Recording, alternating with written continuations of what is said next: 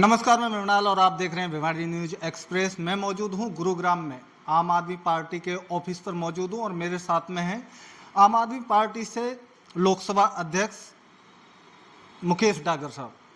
तो डागर साहब, आज मैं आपसे बात करूंगा आगामी विधानसभा चुनावों को लेकर के।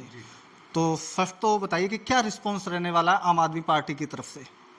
देखिए, आम आदमी पार्टी का हरियाणा में बहुत बेहतरीन संगठन है और हम 90 की 90 सीटों पे चुनाव लड़ने जा रहे हैं और हमें उम्मीद है, हमें विश्वास है कि जनता इस बार बदलाव की तरफ वोट देगी।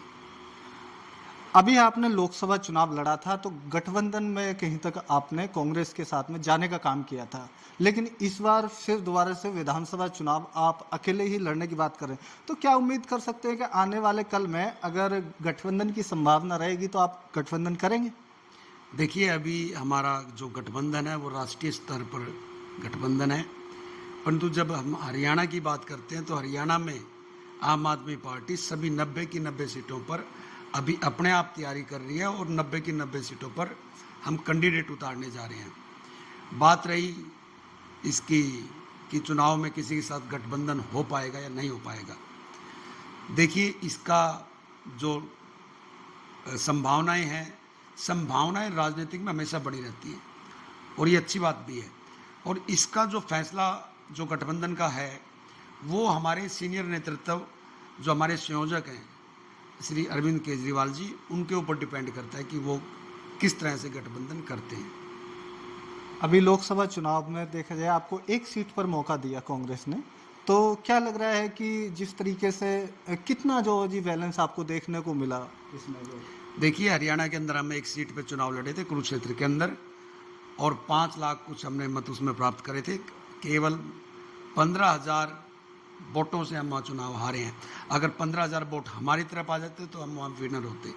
तो बहुत बेहतरीन चुनाव गुप्ता जी ने वहाँ लड़ा था और उसी की उम्मीद से, उसी की लहर से पूरे उसमें जितने भी हमारे कार्यकर्ता हैं, जो चुनाव लड़ने वाले जो साथी हैं, वो बहुत उत्साहित हैं। देखिए, आप देखेंगे कि जो यहाँ की क्षेत्रीय पार्टी है, जेजेपी है, एनलो है और राष्ट्रीय पार्टी बहुजन समाज पार्टी, अगर इन पूरे हरियाणा में इनकी 10 की 10 सीटों पर चुनाव जो इन्होंने लड़ा था, अगर इनके वोटों का अगर हम इकट्ठा कर लें और उनको देखें तो जितनी हमारी एक सीट पर जितनी वोट आई थी, उनकी इन तीनों पार्टियों की पूरे हरियाणा के अंदर हमारे से वोट कम थे उनके एक सीट पर चुनाव लड़ने के बाद। तो हमें बहुत अच्छा प्यार और मोहब्बत इस हरियाणा में मिल रही है और खुद के हमारे गुप्ता जी के नेतृत्व के अंदर और सभी जगह 90 की 90 चुनाव सीटों पर चुनाव लड़ने जा रही है और बहुत मजबूती से ऐतिहासिक चुनाव लड़ा जाएगा। यहाँ पर इनेलो की बात की, इनेलो ने और फिर बसपा ने गठबंधन किया है विधानसभा चुनावों को लेकर के। क्या लग रहा है कि इस बार कुछ नया कर पाएंगे? नहीं नहीं, लोगों ने उनकी राजनीतिक देखी है, काफ़ी साल उनके साथ उनको मौका दिया है, कांग्रेस को मौका दिया है, बीजेपी को मौका दिया है, एनलो को मौका दिया है।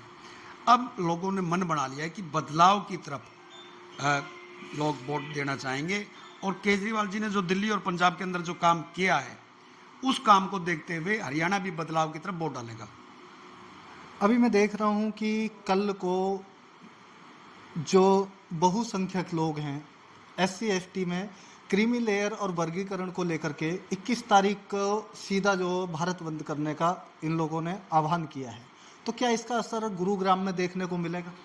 बिल्कुल मिलेगा। और जब संविधान के साथ ये लोग खिलवाड़ करेंगे, सत्ता पक्ष के लोग, बीजेपी जनता पार्टी के लोग, तो उसका विरोध ये आम आदमी भी करेगी और सारी पार्टियां भी कर रही हैं कि इस तरह का जो संविधान के साथ छेड़छाड़ बिल्कुल भी आम व्यक्ति, आम साथी, हमारा जो बहुजन समाज है वो बर्दाश्त नहीं करेगा।